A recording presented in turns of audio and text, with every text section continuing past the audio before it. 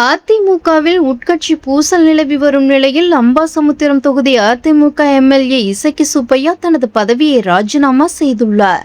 அதிமுக தற்போது 2 அணிகளாக பிளவுபட்டிருக்கும் நிலையில் அதிமுகவினர் தாவேகாவை நோக்கி படையெடுக்கின்றனர்.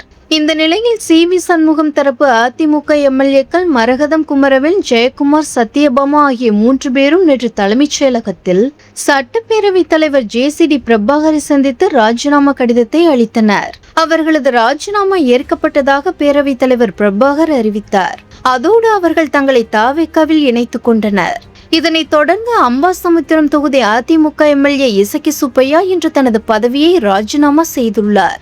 மேலும் அதிமுக எம்எல்ஏக்கள் 3 பேரின் பதவி விலகலை சபாநாயகர் ஏற்றதற்கு எடப்பாடி பழனிசாமி தரப்பினர் எதிர்ப்பு தெரிவித்து சபாநாயகரிடம் கடிதம் அளித்தனர்.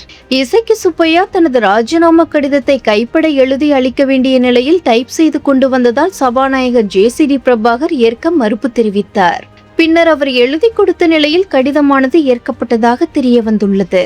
விரைவில் அவர் தாவேகாவில் இணைவார் என்றும் எதிர்பார்க்கப்படுகிறது. இசக்கி சுப்பையா 2011, 2021 தேர்தல்களில் வெற்றி பெற்றவர் என்பதும் குறிப்பிடத்தக்கது. ஜெயலலிதா ஆட்சியில் இவர் அமைச்சராகவும் இருந்திருக்கிறார் என்பதும் குறிப்பிடத்தக்கது.